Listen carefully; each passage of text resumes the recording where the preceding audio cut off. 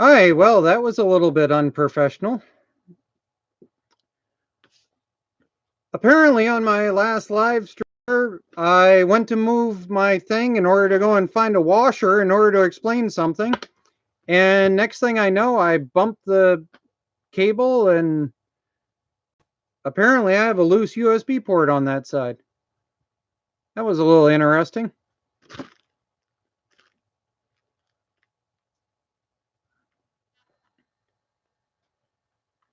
Hi, so the learning experience there was I apparently have a loose USB cable down on that side. So let's see if everybody will switch back over. Yeah, thanks. Yeah, thanks guys for switching back over and coming in. I apologize. We'll let a few of you click back in and then I'll explain what happened again. Some of you managed to go and switch back over really quick and then I apologize. Hello everybody, thanks for coming back. That was embarrassing.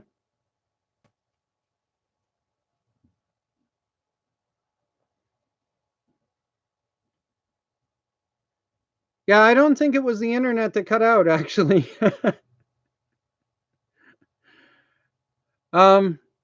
Okay, so let's try and move on from that. That was a little whatever.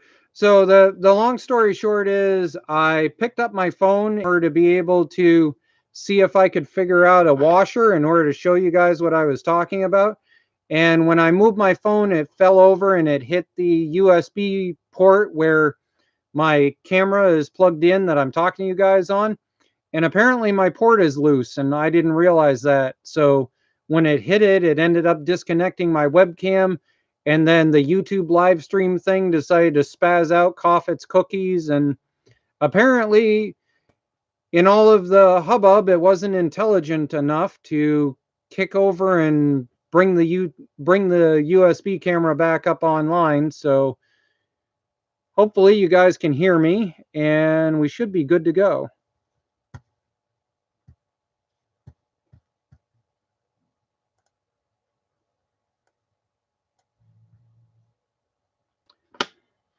All right. So can you guys hear me currently? I know that's really unprofessional to ask you that, but okay, wicked good. So by chance is the guy that was asking about brake pedals still here? Now that I managed to go and sabotage my own feed. You know, we were at 19 people when I hit that. I wonder out of the 8 here if there's still 11 that are currently watching a black screen wondering when it is I'm going to come back. You know, just sitting there on a black screen like, oh, he died.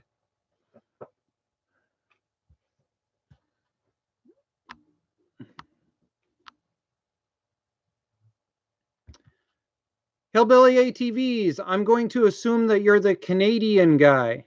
You're the only one I haven't sent out yet because I have to physically go to the post office and I have to pay a different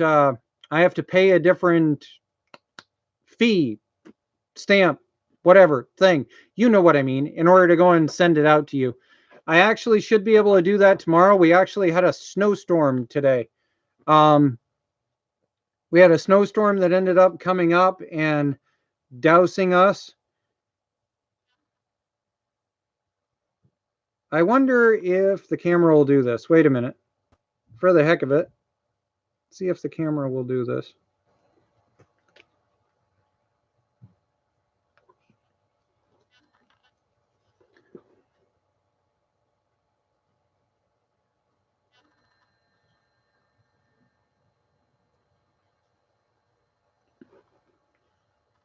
Yeah, that's what I woke up to. Like, I just got everything running, managed to go and figure it out and all that. And yeah. Now I'm going to set my phone down very carefully and paranoidally so that I don't hit that USB port again. You know, I'm just a computer tech. Why in the hell would I ever know how to fix that?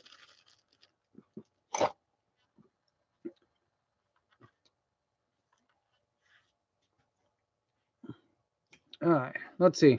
Can't find your email. My son was asking about them. He's only 9. Oh, well, here. Main mud mower at, oh, you can't see it because the thing's reflecting. How about that? There you go. Main mud mower at yahoo.com.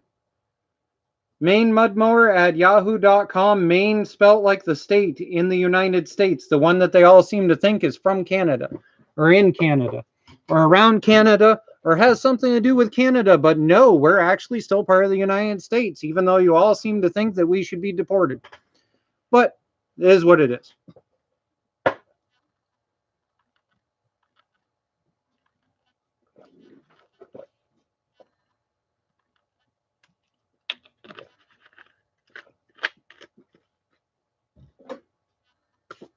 All right.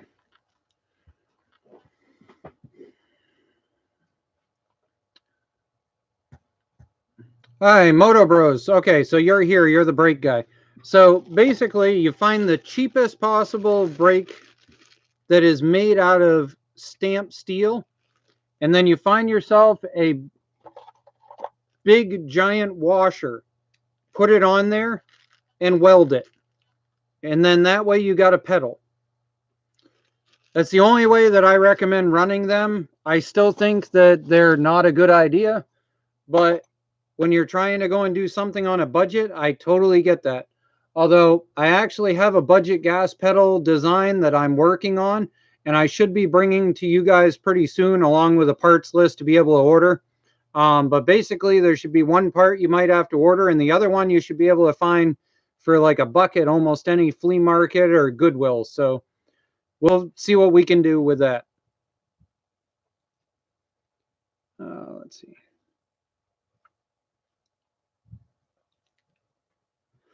Hi, Chris wants to know, can you delete a carburetor solenoid off a riding lawnmower? Okay, so, all right, so we got a carburetor solenoid. So you're going to have your carburetor up here. You're going to have your float bowl. Okay, so we got our carburetor. We got our float bowl. Okay, so on the bottom of that float bowl is your solenoid that's going to be in here. Okay, so you're going to unscrew this. It's threaded. Now, keep in mind this thread is going into an aluminum shaft, so you want to be really careful with it when you go to tighten it up, that you don't end up pulling all your threads and stripping it out. So when you pull it out, you're going to see that you're going to have your solenoid body. You're going to have this top part that's going to be threaded.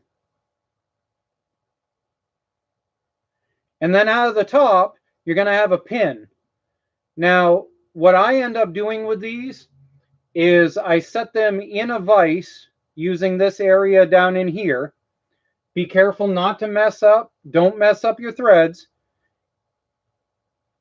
And slice that right off. You take that right off of there.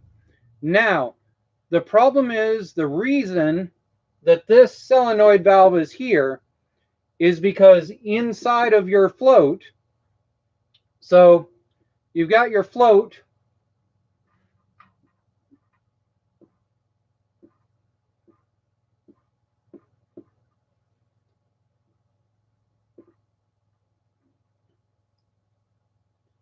So you got your float, and your float goes up and down, and your float's got a needle valve in it. And the very top of that needle valve is shaped with a triangle. It's a round piece that goes up in. If this rots out, that's what this is there as a safety for. So whenever you do one of these, you should always replace this with a brand new one if you suspect it to be an older one.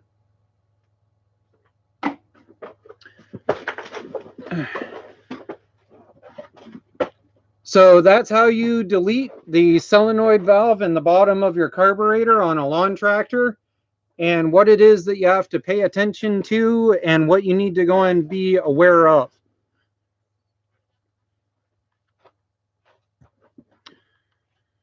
Let's see.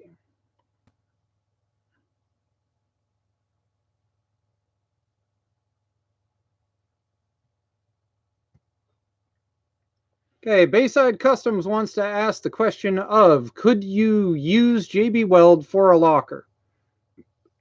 Bayside Customs, I will answer that with this statement. Almost all your JB Weld stuff says straight outright, do not use on a transmission leak, a transmission pan, or a transmission in general. And the reason for that is the fluid that is in transmissions eats through JB Weld. It'll eat through it quite often.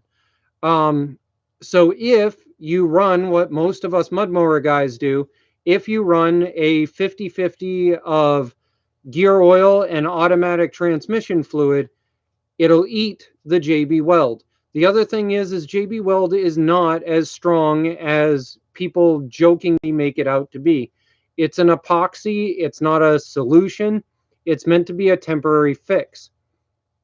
Now, there is a potential substance that I have debated for a few years, and I've been planning on taking a look at. I'm not going to release it right now because I don't want the idea cloning world of YouTube to get a hold of it like it's done to me in the past. But I do have an idea for an off-the-shelf substance that might be able to be used. Now, I have personally lacquered with zinc. You can use zinc in order to melt down, and you can cast it in, the same idea as what you would do with JB Weld. The problem is zinc is extremely dangerous if you breathe it in. So you got to do it in a really open area. You got to do it with the wind blowing, and you got to do it with the premise that if you spill it on yourself, you're going to get burned, and you're going to get burned really well. Ask me how I know. I have a big giant scar from it.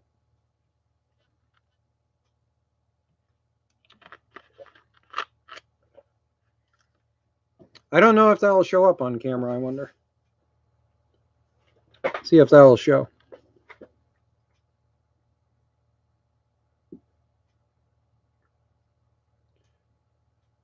Right there.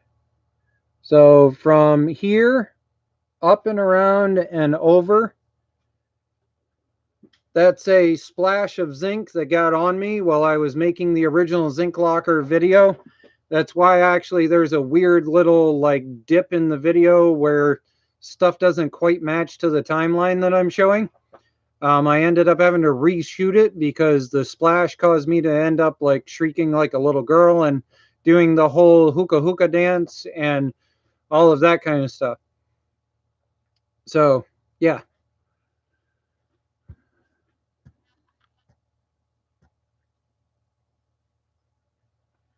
You ever mess with the cams on an opposed twin? To be quite honest, old school, I don't bother getting into the engine very much. The real reality is it's a lawn tractor engine. When you're mudding a lawn tractor, you're already pushing it way past what it is it was meant to do. You're torquing it up to the utmost of its torque spec that it potentially has. I just don't see a reason to get into dealing with engine modding in order to do it. It's meant to be a take it out there, romp it around, beat the snot out of it. And I just don't feel like putting that kind of time and money into doing engine parts.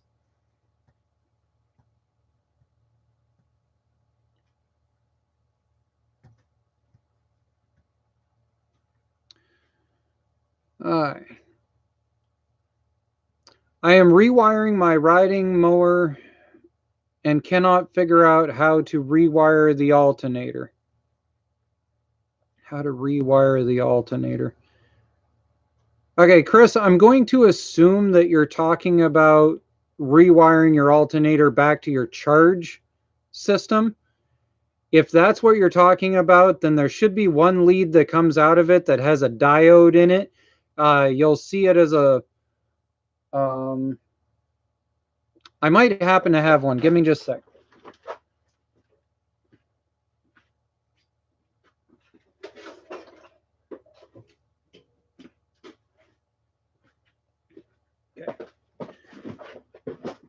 So this is a alternator out of a standard Briggs & Stratton single cylinder. And if you're looking at it, you're going to see that one has a diode right there and one does not. Okay. And so this is your charging circuit with the diode, and this is for running your incandescent light bulbs. And the reason why I now say running your incandescent light bulbs is because if you're running LEDs and you're running them directly off of this, then they flicker and they do all kinds of stupid stuff, and they end up spazzing everybody on the internet out, and it just is what it is. We'll put that over there.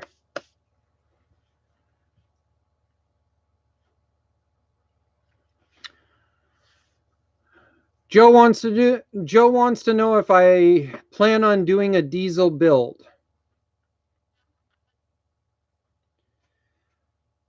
Joe, I'm going to answer your question. Kind of.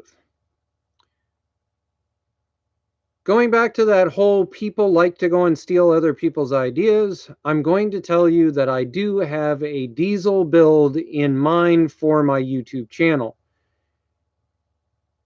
It's something that has never been done,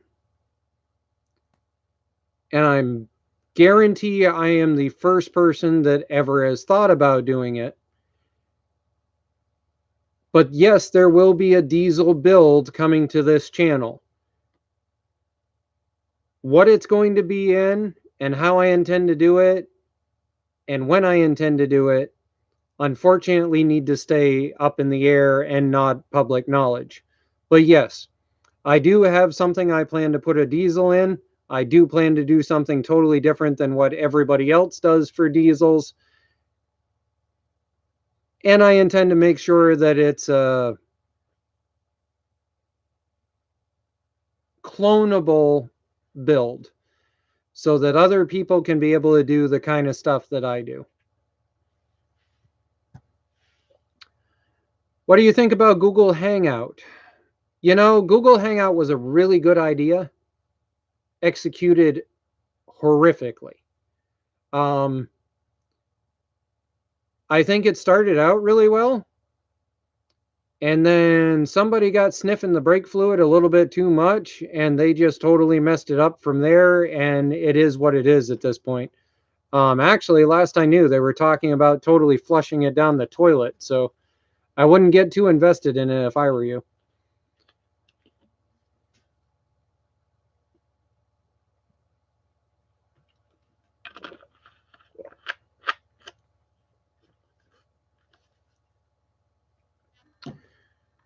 Motor Bros says I gave you a shout out on Instagram. Thank you. I appreciate that. You know, I give shout outs to people on a regular basis because I think there's certain other people that really should go and get the same kind of subscriber content and capabilities that I do. It just, for some reason, YouTube is rather fickle. And so I totally understand the appreciation of shout outs and how it is that it helps. That's part of the reason why it is that I'm doing the free stickers and stuff like that occasionally with these live streams, is because I know that it's you guys helping me when I do it, and I know that you guys enjoy it. So I want to make it mutually beneficial to all of us. Hey, did you see this in the background? Let me make sure there's nothing important for comments here. And not that your comment isn't important, but hello is not a high need for answer. Okay.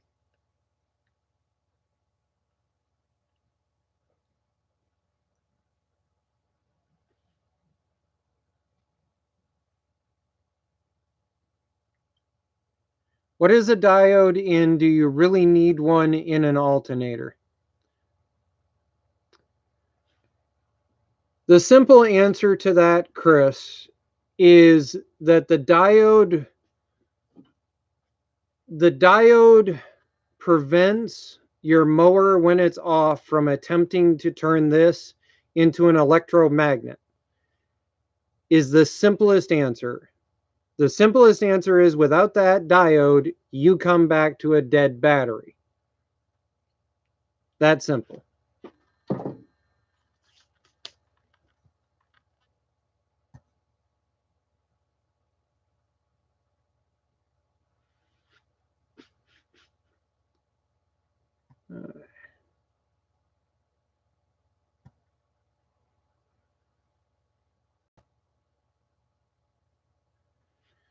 Will your video on wiring the power wheel switches work for a system without a battery? Yes. If you were wiring up something that did not have a charging circuit, then yes, it would work without a battery, except for the problem is you need the battery in order to do the starter. So I'm not quite sure why it is you'd want to do it that way. But yeah. Okay, let's go and take 5 seconds in order to go and look at this, because I kind of need you guys to give me some motivation here, because I hooked it up and I'm not that impressed right now. Let's see here. See if I can bring this around.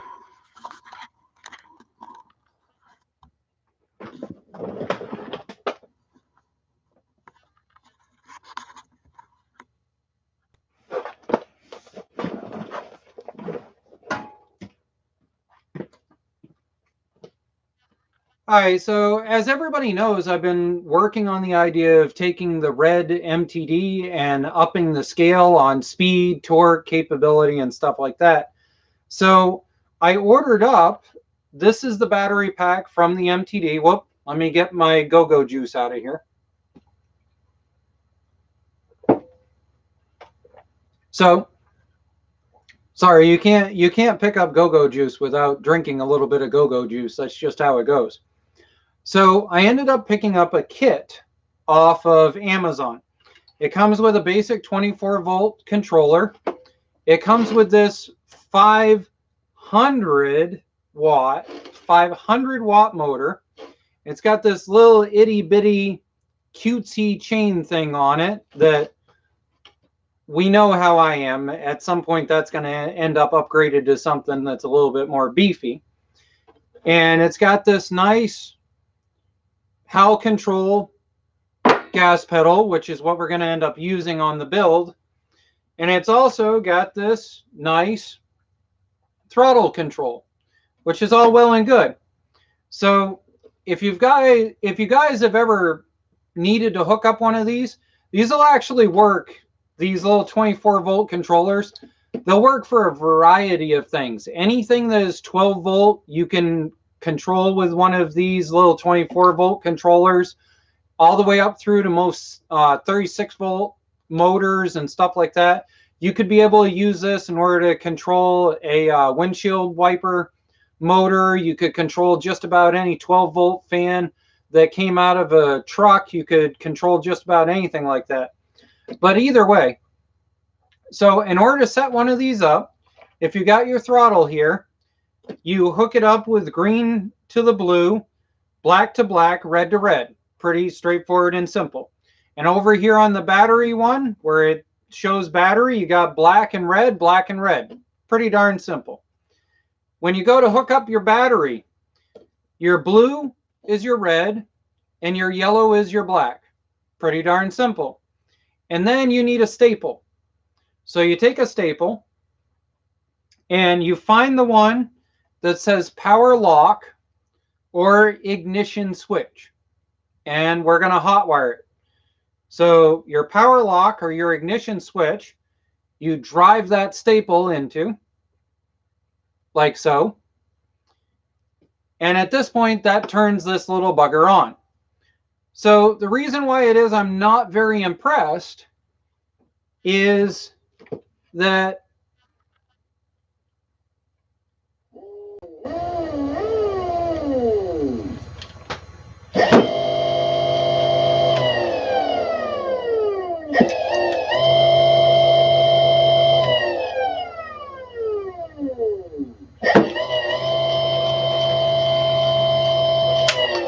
Hi, so the real reality is I'm not very impressed because this doesn't spin up anywhere near as fast as I expected it to.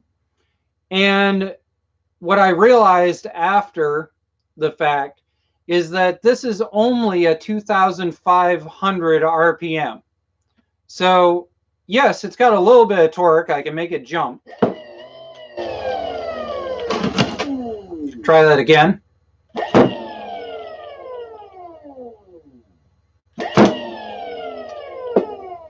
But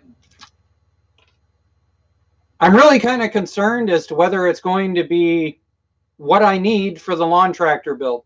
Because as all of us know from running mud mower builds, that in order to be able to hit about 15 to 20 miles per hour, you need to have a 1-to-1 ratio between your engine and your transmission pulley. And so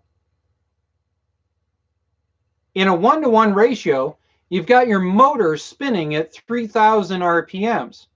So you essentially are spinning the input to your transmission at 3,000 RPMs, which means if this only does 2,500 RPMs, then I've got to go from this to a bigger one to have a smaller one on my transmission if I want to be able to hit 15 to 20 miles per hour.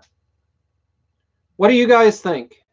Blow up the comments with your statements and stuff like that. We're probably going to move on from this unless somebody says something excruciatingly Einstein appropriate. But this is where I'm at right now. You're more than welcome to send me an email like we talked about if you want to go and follow up on this, or maybe I can send you a link and we can chat it up and see if you have any advice. But this is where I'm thinking about going with the build. All right, well, moving on.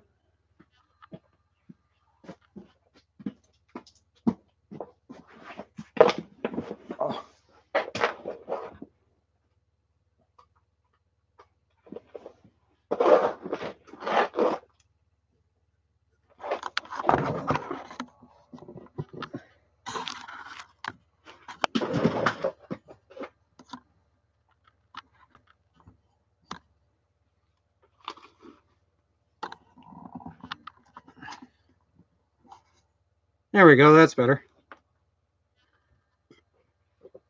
Hey, there we go. You ever have something you always wanted to do on video? Here's one for me.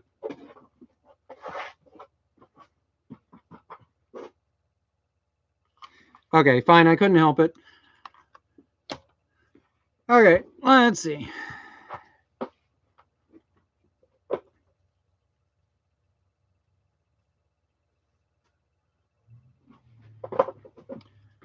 All right, so let's see. So let's move on here.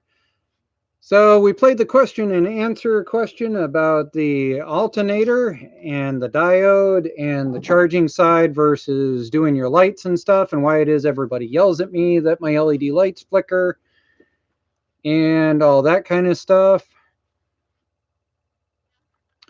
Let's see. Doug says apparently if you're interested in Opies and doing racing, that Twisted R Racing apparently does some Opie stuff. That's cool. I know that a lot of people like Opies for doing the circle track racing and stuff like that. Man, would I love to be able to do that someday. That would totally take this channel in a whole different direction. But someday I'll make it. Even if I have to borrow somebody's rig in order to go do it, I will figure it out someday.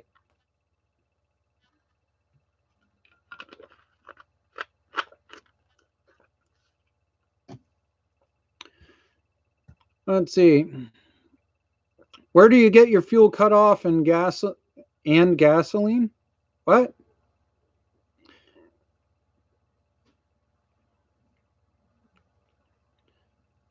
If you're looking for fuel cutoff switches, Amazon sells them in bulk. You can get the Briggs & Stratton number, type it into Amazon. That'll switch you over to the Stens model, and then you can buy them by the 10-pack for bulk and be able to have them on hand. I end up throwing them in all kinds of things now, especially if I'm doing diagnostics and I'm going to go and rip out the gas line anyway. a lot of times when I'm doing diagnostics, I'll just immediately slice the gas line, stick one of those fuel cutoffs in, one of the really cheap one from Stens, and continue with what I'm working on. Especially if you're trying to tune a float bowl in a lawn tractor, rather than having to go and take it off and move it all around and everything else, just put one of those cutoffs in. That way you can just unscrew it and you can do the little tuning piece, put it back in, and then open it back up. It makes it much easier.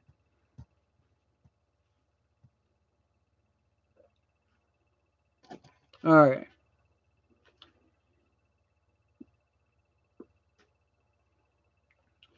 Craftsman Crusher says, I love your videos. Thank you.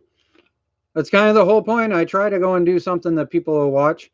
I know that I get boring sometimes, but I want to make sure that the info is in there along with the send it part of the video. And it's really hard some days. Some days, you know, all you want to do is make the send it, but you got to go and put the info in there. Otherwise, you're just like every other numb monkey out there.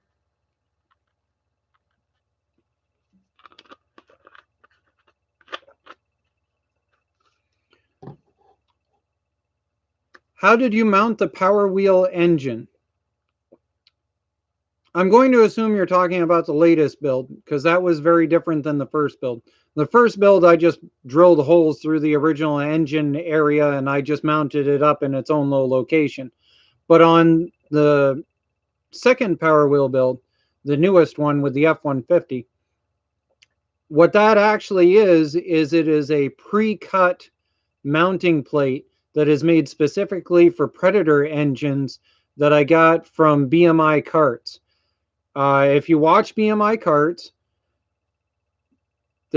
somebody's going to scold me for saying this, but at the end of the year, at the end of summer, BMI takes all of their pre-cut steel components and they sell them off at basement bottom dollar parts. And so your engine mounting plates that are laser cut, any of your gusset plates that are laser cut, any laser cut plate, they do not bother ordering them painted and they do not bother painting them themselves. So when they end up rusted, they sell them in the clearance section. So if you don't mind taking a wire bristle brush to it and cleaning it off and putting some Rust-Oleum paint on, you can get a pre-cut laser cut plate for your motor for like 50% off, as long as you watch for them to be in BMI's clearance section.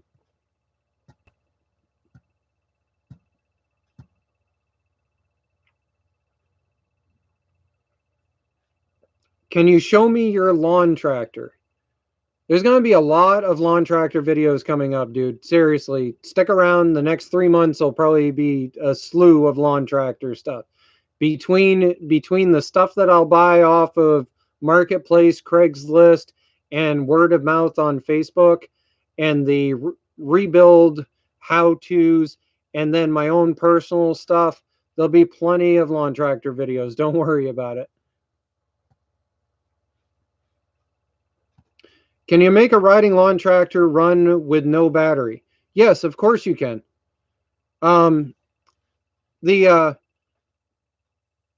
pull start mod using a pulley that became such a fabulous fad for a while, that's nothing but just a throwback to back in the 1970s when a lot of your Agway tractors, a lot of your Agways, your Craftsmans, your Bolins, a lot of them, they all had pull starts that were actually keyed into the top so that you could be able to pull start your tractor. And a lot of them, like my original Agway, had a starter on it. But the starters back then were so finicky and so stupid on a regular basis that they had that pulley already on the top with the cutout notch in it. And that's been around for years. Anybody who's ever worked on rebuilding older push-pull motors and stuff like that, any of those guys could tell you how to go and cut the key in one of those and put it on something. It's nothing new by any means. But yes, you can start You know, there's all kinds of people that show how to start a lawn tractor by using your belt on your grass cutting pulley if you want to.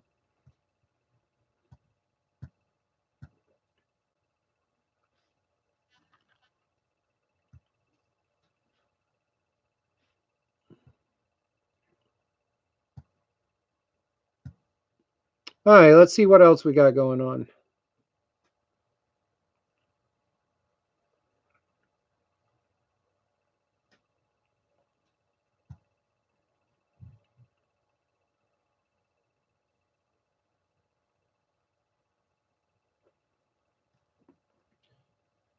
Making, hey, you making off-road mower video. I got to get my mower going. Skylar, can we try that again with a little more English? Not quite sure what you were after there.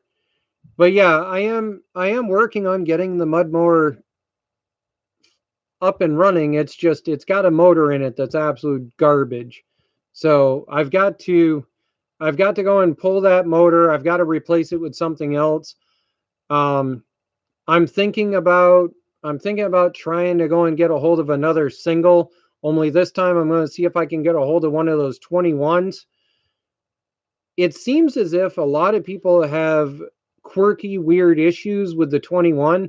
So I want to get a hold of one and I want to play around with it and see whether it's just user error, EBCAC as we called it in the computer field. EBCAC is error between keyboard and chair, by the way. You're totally welcome to use that. Yell at somebody, tell them they're an EBCAC, please. It'll make my day. Record it.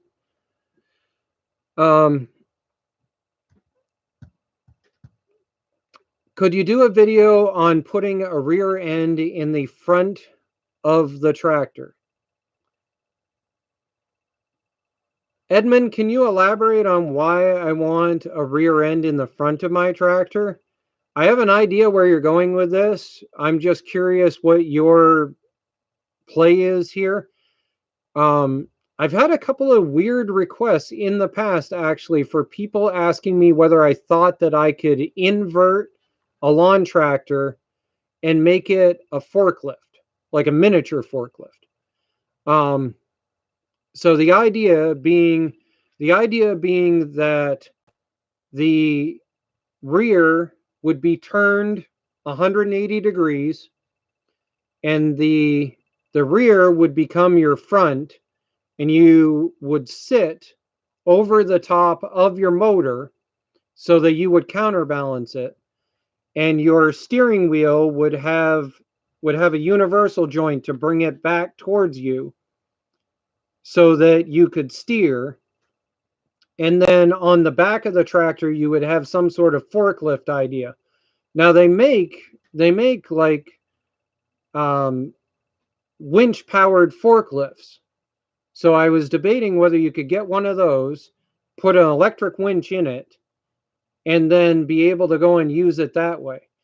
But I've had a lot of people for some reason ask whether that's a doable idea.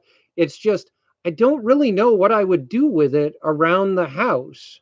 Like I could understand if you wanted to build one as like something inside of a indoor outdoor warehouse, but I'm not really sure what I would do with it outside of the house. You know, sorry, thought I heard something up above me. This time of year we end up with rats trying to go and get into stuff, or they're trying to get out of stuff, or babies. So I'm constantly listening for them in the walls and stuff so that I can put out traps. Ignore my ratty paranoia.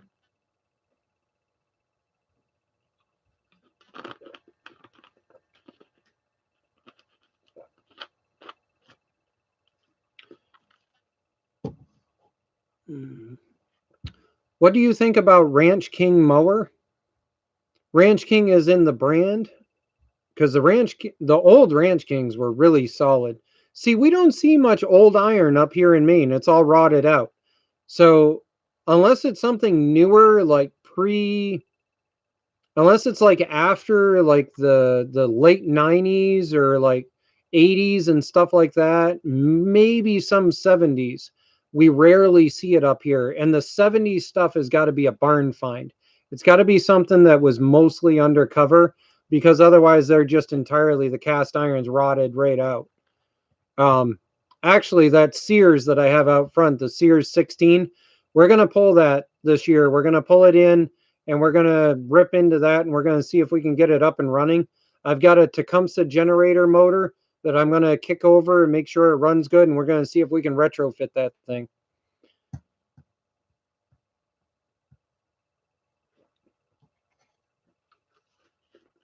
So I have a float bowl that is leaking. How do I stop that?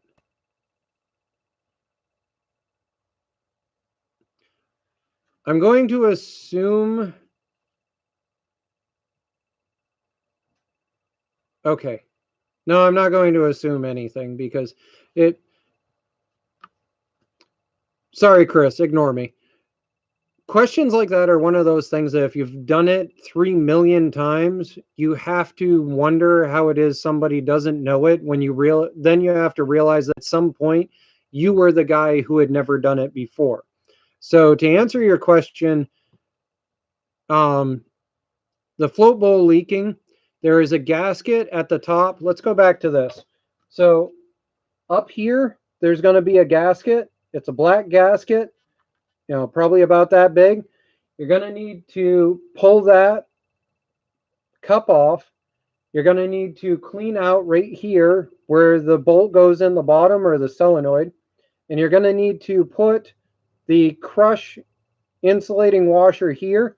And you're going to need a new float bowl gasket up here. And yet again, I do apologize for the look that I gave you earlier. It's just one of those things where you do it 3 million times and you kind of have to think in order to figure back out what it was.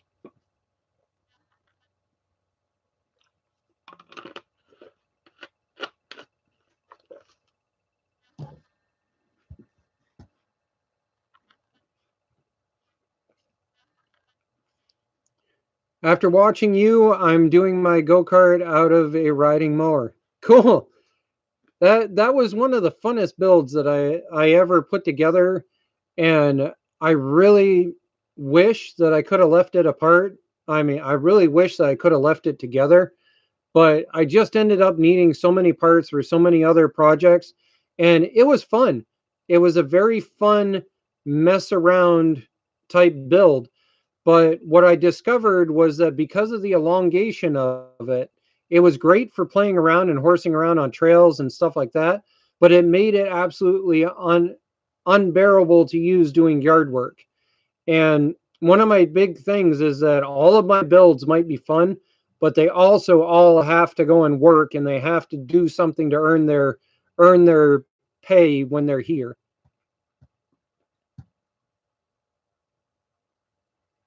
Just joined the main Mudmower group. Cool. I'm glad to go and have you in it. We're not as active as we used to be, but it comes and goes, ebbs and tides. The main Mudmowers group this time of year will usually start to ramp up, and we'll get quite a few groups of people that are breaking out into the mud holes and stuff. And then as mud season starts to go and die down, the group will slow down a little bit, but then we'll end up with another kick up going into fall, and then like the diehards that refuse to give up during winter until it finally freezes them out. But yeah, it's a good group. And you get the occasional snot-nosed kid in there, but you also get the occasional old guy that thinks he knows everything. So just keep that in mind and tag me or one of the other admins if you get one of those people, and we'll give them a nice learning curve.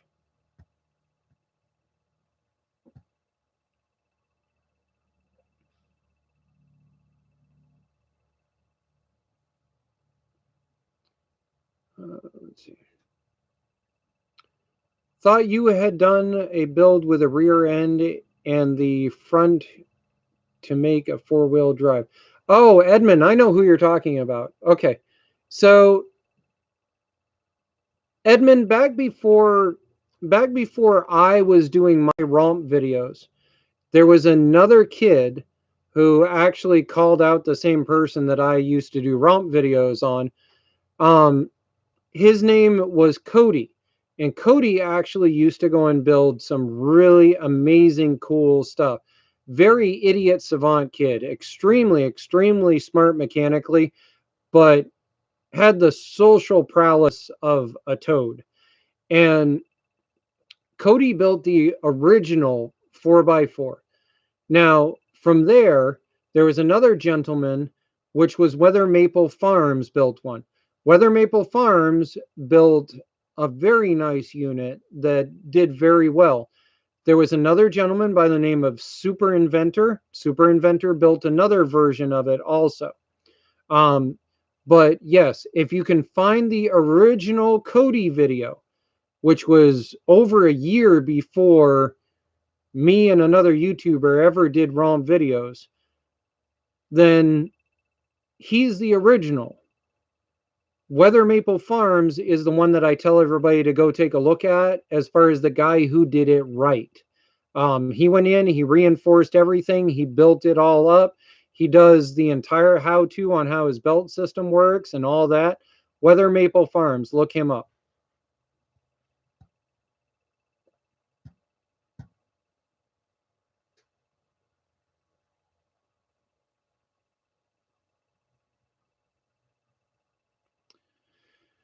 I own a 1982 Sears Craftsman. You mean a square body series? I'm assuming. So you probably mean an older square body series. Like the gray one or the white one? Just out of curiosity.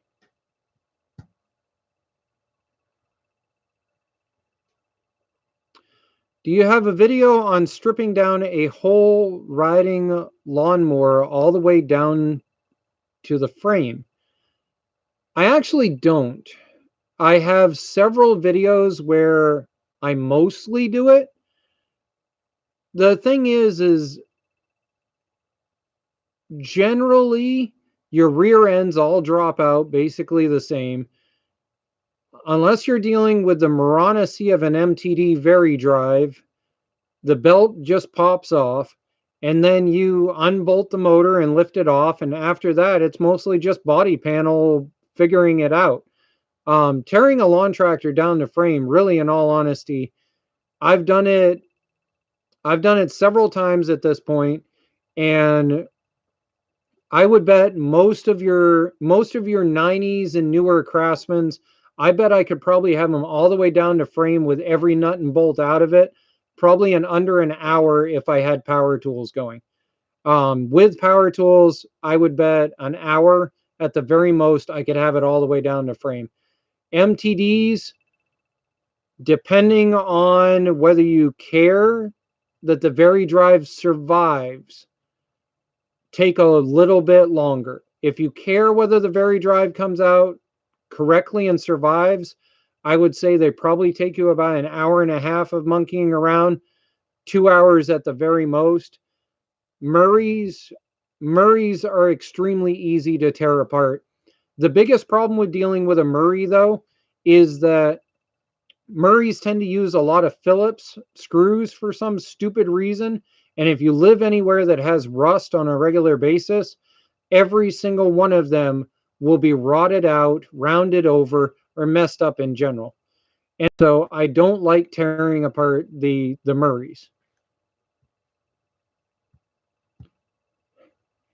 If you could have a milkshake, what flavor would it be?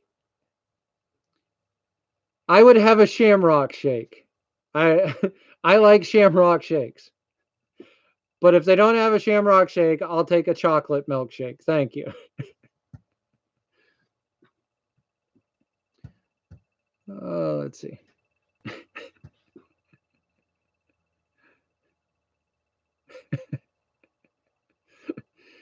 For anybody who wants to go and plague somebody, the person asking about milkshake questions is my wife.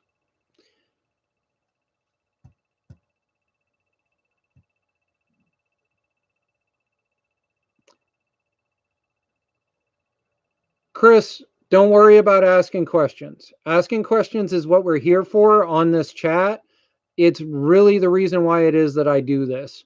I'd rather have a ton of questions for 2 hours than me sitting here trying to come up with something to show you guys. So please feel free to continue to ask questions. And it just, everybody learns and everybody kicks in their own little bit. I've actually learned a couple of things from reading down through the chat statements that have come in, and I appreciate that about you guys. So please feel free to keep asking questions.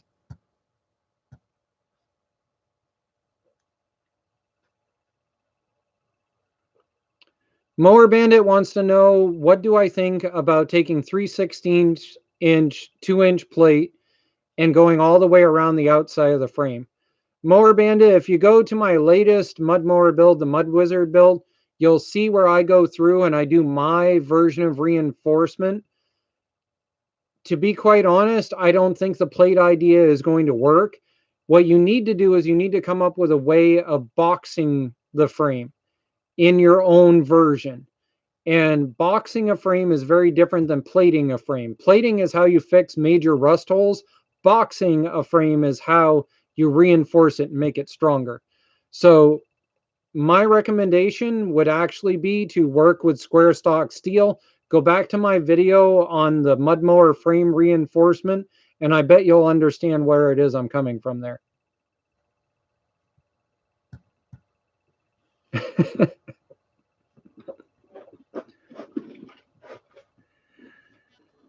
Oh, let's see. Will I ever do a race mower? The day that I'm closer to a racetrack, I will do a race mower. The problem is right now the nearest track for me is almost a 3-hour drive, and it's just not a feasible thing when you've got family and kids and elderly parents to go and take care of.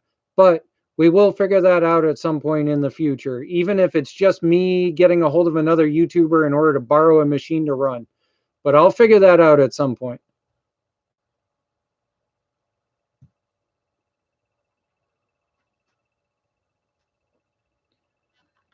Let's see.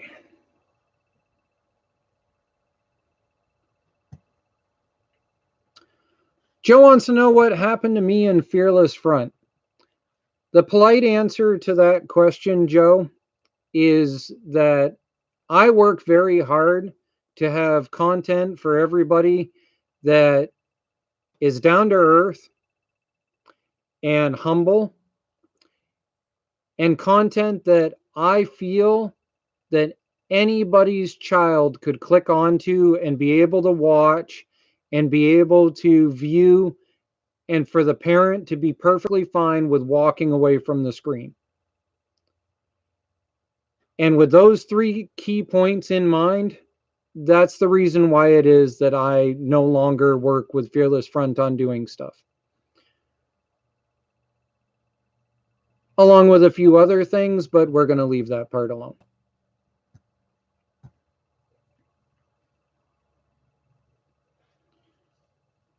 Hi, Edmund says, thank you so much. Right now, Computer Geek, you saved the day. Again, I love your videos. Keep up the great videos, bro. Cool. I don't know what I did to help you, but I'm glad that I did. That's one of my favorite things to go and hear and see and talk about with people is when my videos actually interact and help them the most.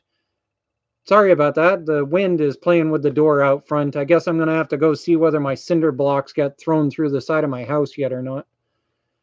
Okay, well, we'll figure that out later. All right.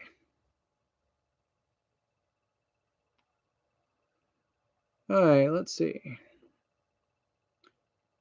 Old School Repair Shop says you reused head gaskets. Old School, I've never reused head gaskets. Exhaust flange gaskets on small engines, you can take and you can acetone soak one, set it on the top of the other, and then press it on and have it squash. So I have reused exhaust gaskets. But like I said, you take one, you quickly dip it in acetone, put it over the top of the other one, and you squash the exhaust on, and it'll reclose it. But I don't recommend reusing head gaskets. That just is asking for all kinds of trouble. I mean, Amazon nowadays, you can pick up a head gasket for like 12 bucks. Actually, if you look at my Amazon store in the description of this video, you'll see the Amazon store link, and you look in the lawn tractor stuff, you'll see I've got the single head gaskets listed there that I've used in the past. I've had really good luck with those. For those who don't know, single cylinder Briggs OHBs are notorious for blowing the head gasket between the cylinder and the valves, and you'll end up seeing that as oil kicking back up through your PCV valve, and it'll end up flooding your filter full of oil. And it's also a reason why you can end up having a smoking engine. You can end up having it really hard to start, or it just plain will end up blowing the particle right straight through, and the thing won't even have enough compression to fire.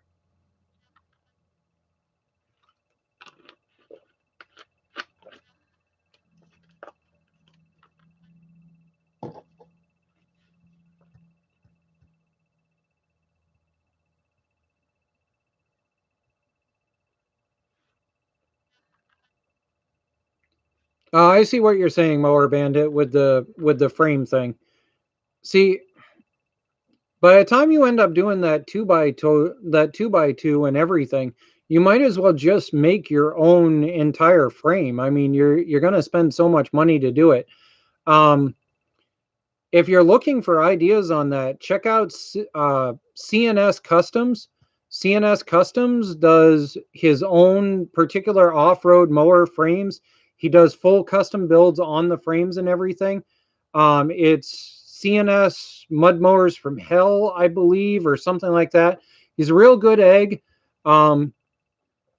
He has his good and his bad days when you're asking him questions, so just keep that in mind. But on his good days, he'll help you to the moon and back again, and he'll make sure you've got extra oxygen to make it.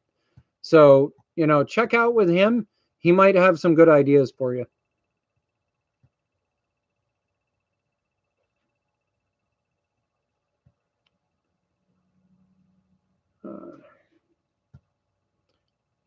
Joe Mama says you'd think my channel is awesome. Thanks. I really appreciate that. It's you guys that build the channel, in all honesty. I mean, I can make content all day long, but if you guys don't like it, then I don't grow. Um, and I'm honest with you guys about the fact that this is what I do for income.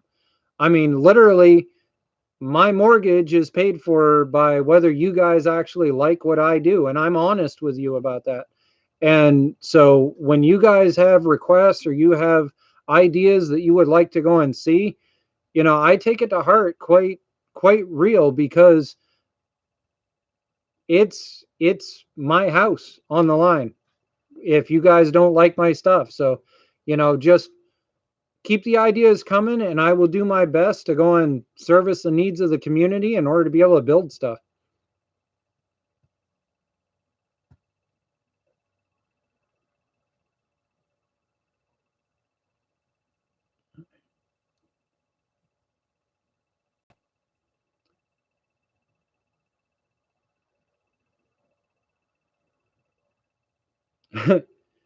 Motor Bros wants to go and see whether his mower or my mower will make it further in mud and not get stuck or break. In all honesty, I've done it enough at this point that I just plan on breaking stuff. But I also have done it to the point that I pretty well know what I'm going to break and how. And I've got most of my setup to the point that I know where the breaking points are, and there's stuff that I can trail replace most of the time. As far as getting into the mud is concerned, a lot of it is knowing your machine. I've been trail riding with several different types and styles of machines. I used to ride ATV a lot when I was younger with my friends, and every ATV out there has a different type of mud that it does better in, based on its tires, based on its gear ratio, based on its rider. I mean, I've seen two-wheel drive ATVs that just boogied straight through mud holes that got 4x4s entirely stuck, and it didn't have a thing to do with the machine. It had to do with the rider knowing how to wheelie through that mud hole. which is a big thing when you ride a mud mower, is you got to be willing to put that thing up at like a good solid 30 degrees to ride out through that mud hole. And if you can't do it, then you're going to get stuck a lot.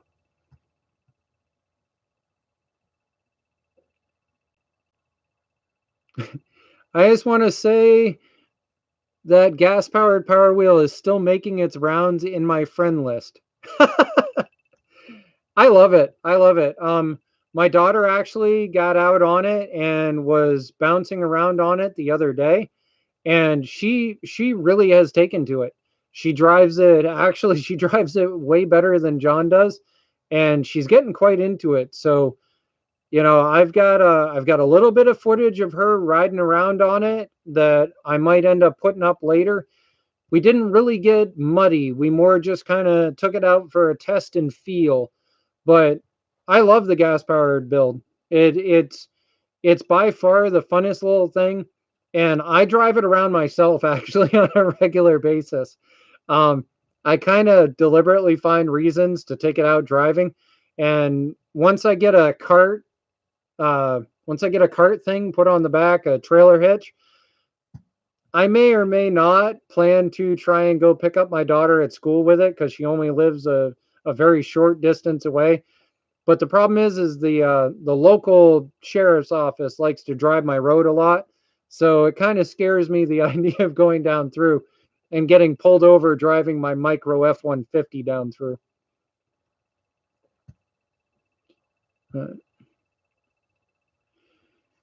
Oh, let's see.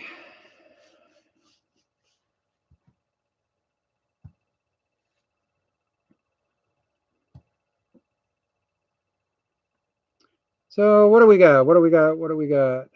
Make aluminum knuckles. What do you mean by aluminum knuckles? You want to elaborate on that? Because if you mean brass knuckles, those are actually really, really, really, really illegal here in the state of Maine. Like, do not pass go, do not collect any kind of whatever and go straight into a jail cell type illegal. So if you mean brass knuckles, the answer is no. No with a capital no.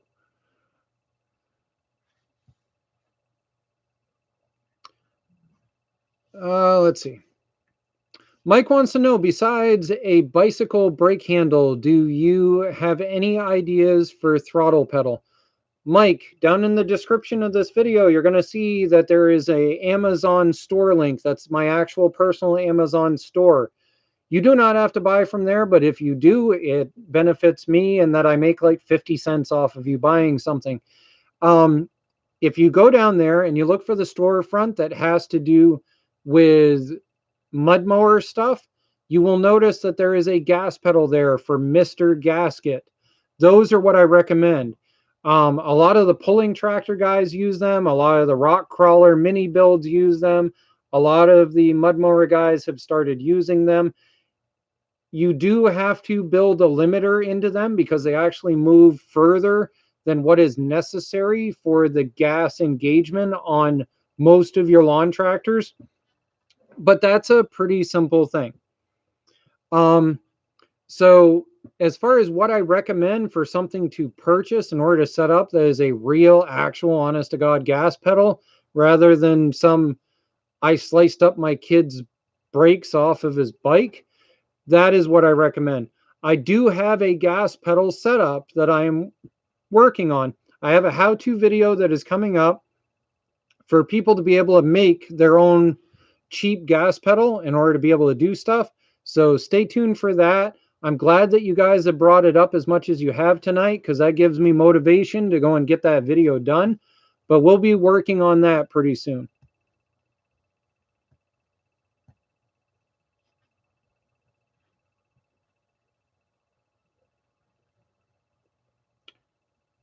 Mower Bandit, that is awesome.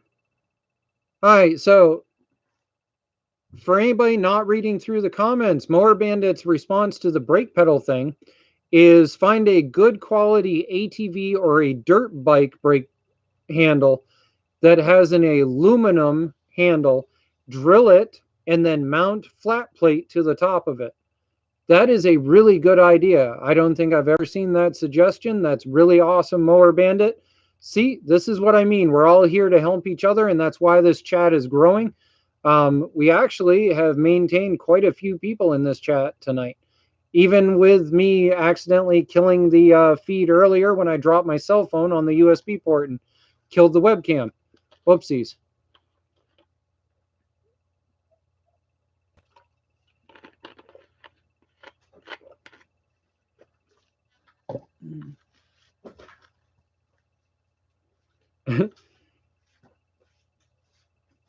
Hey, do I get a Shamrock Shake? Yep. Yay! Shamrock Shake. Haha, be jelly. I get a Shamrock Shake. Love you. Sneaky wife has sneaky Shamrock Shake.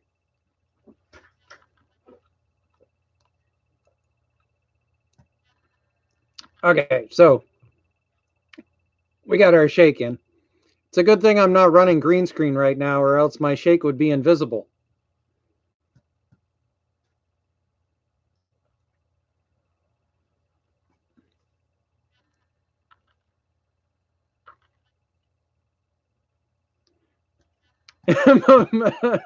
Wife has sneak plus 100 and leveled up. You know, I used to be a D&D player a lot when I was a kid, actually. You know, that's part of the geek side of me. But yeah. I loved playing D&D, actually. I enjoyed being a wizard most of the time, if possible. Either a wizard or a cleric, but usually I wouldn't be a healing cleric. I'd usually be a war cleric. But anyways, that's enough geek for one day.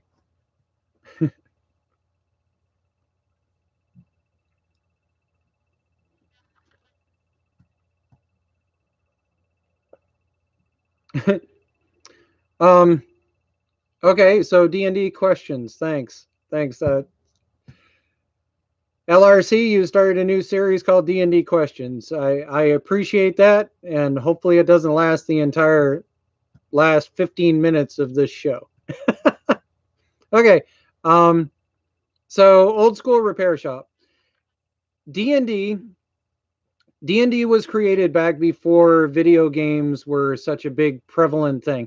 So if you've ever heard the term RPG, role-playing game, D&D was one of the original role-playing games, and it was actually played with a rule book in front of you, and you pretended what your character looked like. God forbid you had to imagine anything. So a lot of times what you would end up with in order to play D&D is you would end up with one person would be your DM. That's your dungeon master. And the dungeon master essentially just vocally told you a story, and you interacted with that story using your character in order to be able to react to things. And the dungeon master would change the story based on how you reacted using your character. And so that was D&D. That was back before we had all this computer stuff, and before we had all of these PlayStations and Xboxes and all that other kind of stuff. And you know, for my age, I'm extremely old school. Most people usually can't actually guess what my age is. So it just is what it is. And you know, but yeah, look up Dungeons and Dragons.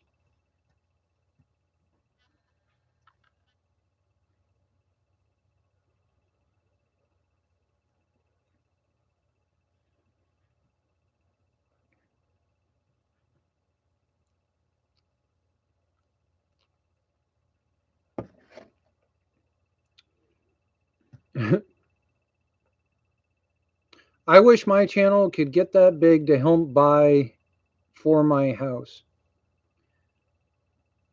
Let's talk about that for 5 seconds. Okay?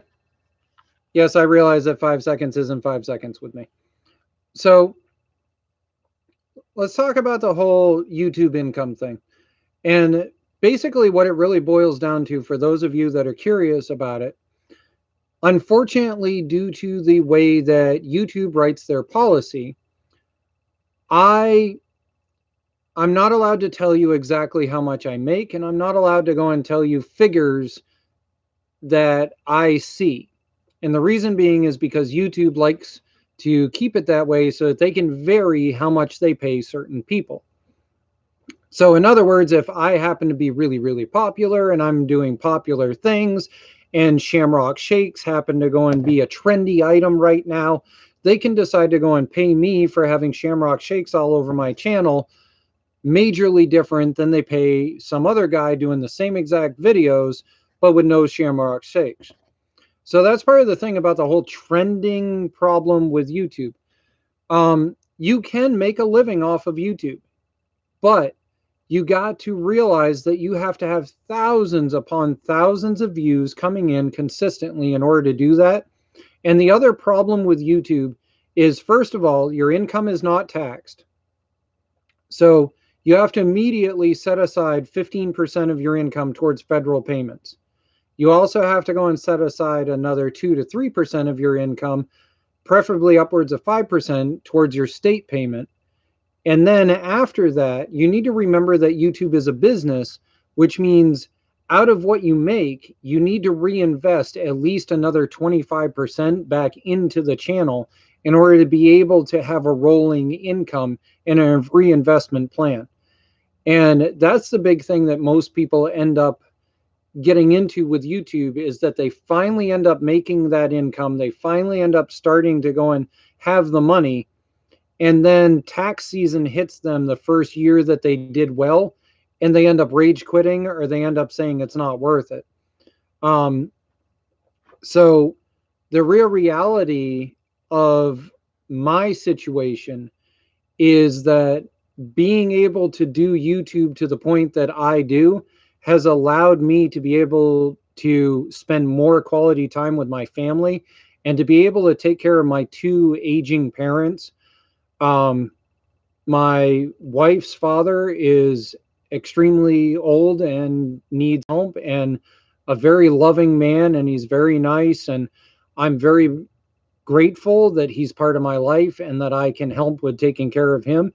And my father is extremely old, and he's really starting to hit that point where he needs the love and the help and people caring for him.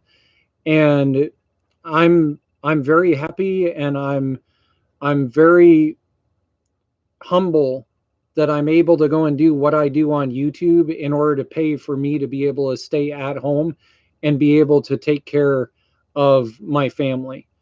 And so, yes, you can make a living on YouTube, but you have to be extremely humble starting out, and you have to maintain that humble lifestyle in order to do it as a solid solidarity income. Luckily, I have a few different alternative incomes also. I work the stock market a little bit at this time, and I make probably about anywhere from $20 to $40 a month on the stock market. I'm pretty decent with it. I just don't have a portfolio big enough to make it a full-fledged income. But it basically pays my gas money for the month. So that's always nice. And I now do the stuff on Facebook, which also allows me being able to do videos on Facebook, which is why I make different cut videos sometimes to be able to put up on the Facebook page. And Facebook is extremely, if you're looking to get into doing Facebook videos, you have to get into it understanding that it is extremely feast or famine on the pay that you make from Facebook. I do not rely on the pay that comes from Facebook. I take it as an awesome thing when it comes in, and I do not make any plans based on it. YouTube's income is very consistent and it's very plannable to deal with. Facebook, on the other hand, is very feast or famine, and that's just part of the way it works. I'm sorry for the boring side of that, but I'm very open with you as my viewers, because I wouldn't be able to have my life that I have and being able to take care of everybody and everything if I didn't have you. So I'm always open to discuss that. Old school is on point tonight. I am 35. Very good. Either you cheated somehow or you're really good. I'm hitting that weird point where I'm just starting to get those white hairs. You know what I mean? Those weird white hairs right here. And I got one or two that are coming out right here. Like, it's horrible.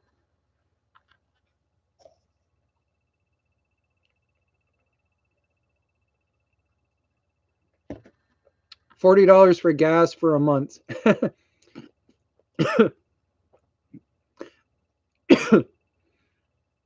Sorry, I just huffed some shamrock while I was reading that. As long as I plan my driving accordingly, I really honestly don't have to go that many places. I use Amazon for everything. And to put that in perspective, just so that the $40 makes a little more sense. So my nearest Walmart by the time I drive there and back cost me $18 in gas. My nearest Home Depot by the time I drive there and back cost me $18 in gas. My nearest Tractor Supply by the time I drive there and back cost me $18 in gas. My nearest Lowe's cost me $18 in gas. So anything that comes from one of those stores that I can order off of Amazon, every time I order that off of Amazon Prime, I save myself $18 in gas. My hardware stores that are in town are extremely limited on their supplies. So I tend to mass purchase when I do go to a Home Depot or when I go to a Lowe's, so that I can plan ahead to only having to go there about every 3 months or so. But that's basically the thing as far as that's concerned. So yes, outside of going to the bank, which is a mile and a half away from my house, going to the gas station itself, which is a quarter mile from my house, and going to the hardware store for the few things I do need to get, which is a mile from my house, I don't really drive very far. I drive my daughter to school every single morning that I possibly can, and that's still only about a mile round trip. So I don't burn that much gas, even with a 4.0 in my Ford Ranger.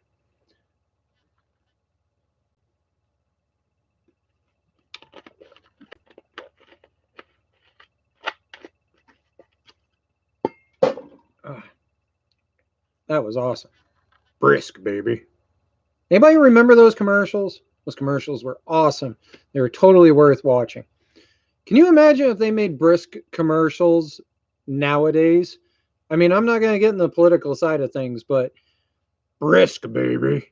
Can you imagine that? Just think about that one. Go on Facebook, blow the whole place up with brisk, baby.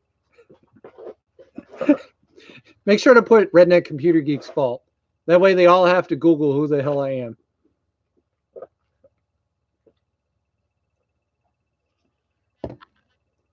.8 liter. You must be running a 351 Windsor. Am I right? That's usually the most consistent 5.8 kicking around. Unless you're running a Windsor M or a Windsor C. But usually it's a W.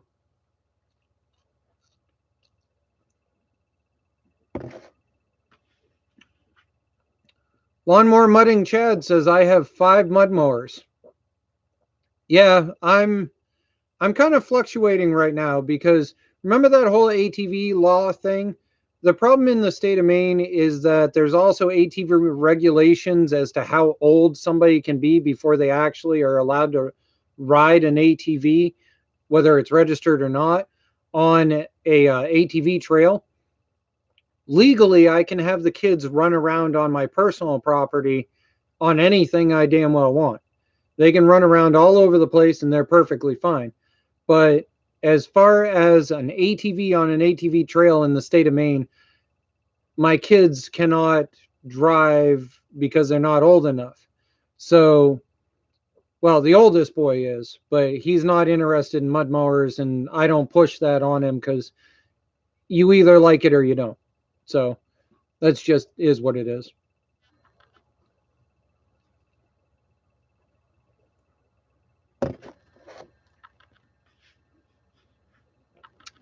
I'm just 21 and my girlfriend found 2 or 3 white hairs on me. No joke.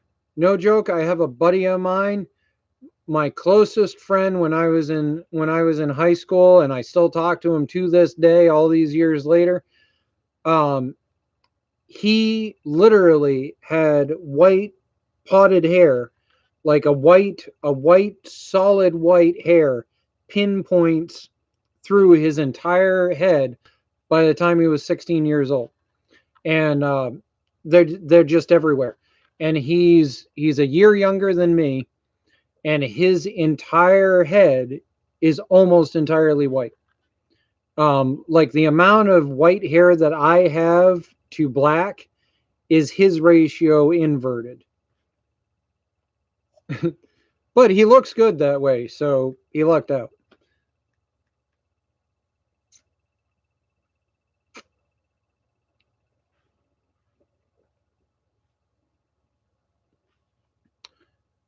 I thought your Ranger was a 4-banger.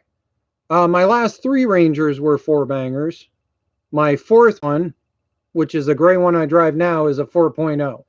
Um, so, so right now the vehicle fleet, if I can do this, we only got a few more minutes left that we're going to run tonight. My vehicle fleet right now is my wife's Chevy Traverse. We're going to probably be selling that. Toyota Tacoma pickup truck. You guys haven't seen that yet. It's going to be on some video coming up soon. That's a 2003. A 2002 Ford Ranger. I've got a 1998 Ford Explorer with a 4.0 that I just picked up for Mateo, my oldest. And then my dad's is a Ford something. Can't remember what his car is right now. And then the Hyundai we're going to go and slice up, and we're going to maul it to death. And we're going to send that off to the scrapyard. So I think that's it right now. Big Baby's never going to see the road ever again. The blue truck that everybody always points out, that's Papa Smurf. Papa Smurf is 19. Well, if you've ever heard the Johnny Cash song of A Part at a Time, it's a 1982, 1983, 1979 engine with a 1982 transmission. Yeah, it's an 82 front end with an 83 rear body. The frame is a 82, the engine is a 78 or a 79, and then the transmission is an 81 or an 82. That's the best that I know about it. But yeah. Okay. So let's see here.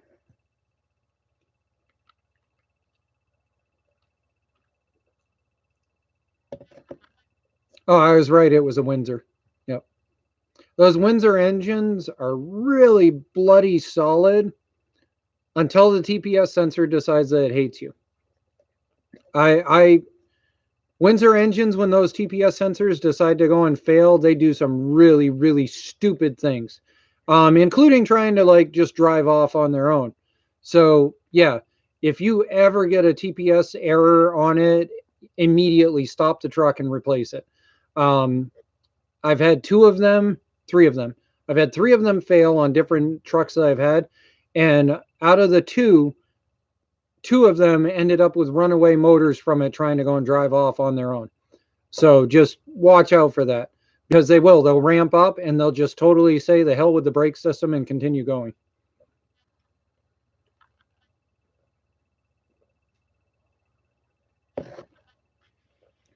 A 95 Ford Bronco. Man, I would love a Bronco someday. I forgot the Jeep. I got to get the Jeep up and running. We're going to get the Cherokee put back together. If you guys have never seen that original video on that Cherokee, you should go take a look at that. That thing was just the most horrible rust. Like I got in underneath it. And when we bought it, we knew it had a rust hole this big. We knew it had a rust hole that big in one spot.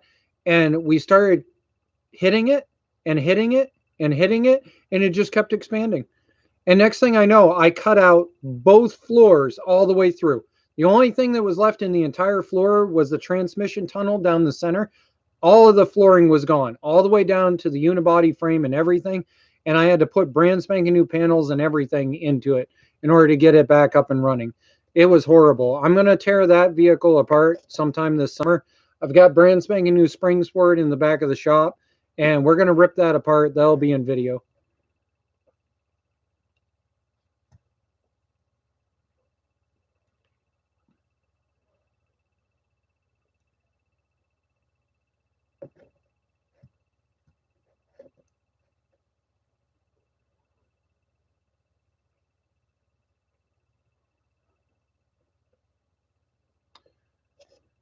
Do I do any camping, load up the mud mower and go camping? Actually, there is an ATV campground that is north of here that we might decide to go investigate this year. I got a lot that I'm lining up, and I've got a video that's going to be coming up in order to go and talk with you guys about a few things and where it is the channel is going to be going. So stay tuned. We're going to continue doing the mud mower stuff, so don't think that the channel is going to go off in some non land direction, but I'll explain why it is some stuff has changed on the channel and why it is some stuff is going to continue to go and expand on the channel. But yeah, okay,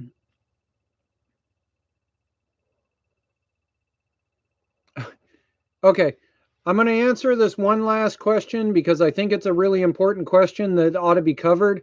And then after that, I'm going to be calling this good. That whole my father is older and needs my help. Part of the reason why I cut this off at 9 o'clock is because he ends up needing my help at night. And so I'm going to need to be humble and understanding about that fact. And so I'm going to answer this one really important question / comment that I think you all should understand that came up. And then I'm going to call it good for tonight because I'm starting to lose my voice because we're going on 2 hours here. So Hillbilly ATV says, how come people stay away from Spicer transaxles? Pretty much every Craftsman has one. Okay. So Hillbilly, here is my answer to your question. And if anybody is of an Asian orientation, I apologize for if this comes across wrong. But basically, when you talk about, Chinese junk, like a certain ratchet is Chinese junk versus a Craftsman or versus a Husky ratchet or versus some name brand decent ratchet. We're not talking snap-ons and stuff. We're talking just a name brand decent ratchet. And then you got Chinese junk. Basically, your footy and your Spicer are the equivalent of the Chinese junk. It's not that they don't work. It's not that you can't make them work as long as you understand that's what they are. But they are far less strong. Their cases are thinner. Their bull gears are smaller. Their spider gear pins, instead of being 5/8, oftentimes are only 1/2 inch or less. I've actually seen some that actually have 3/8 instead of a 1/2 inch, which is insane drop. They're actually a clone. Most of your Spicer transmissions are actually knockoff Chinese whatever clones, however you want to word it. Your Spicer 3300 series, your Spicer 3300 and your Footy 3300 is actually a direct clone of a Peerless 930. So if you're looking for a mud mower transmission, you want to be looking for the older Peerless 930s. You want to be looking for MSTs, and your MST number at the end indicates your gears that you have within the transmission. So if you find an MST 203, then it's an MST 3-speed. If you find an MST 206, it's an MST 6-speed. And that's just a side note there in order to go and understand. Your 930 is your next series down from the MST. So if you can find a 930, that's the next model down from the MST. Now, as far as talking your brands, as far as, we've got our Chinese, we've got our Duralast, and we got our Huskies, and we got our whatever from, whatever. And we've got our Snap-ons. If you're dealing with your Snap-ons, then you're talking your Peerless 820s. Your 820s are your bulletproof, I'm not going to break it no matter what I do, supposedly. But even they have a flaw. In the Peerless 820, you need to be careful about doing neutral dumps into reverse. They use a chain for their reverse, and it's the same size chain as a 930 uses.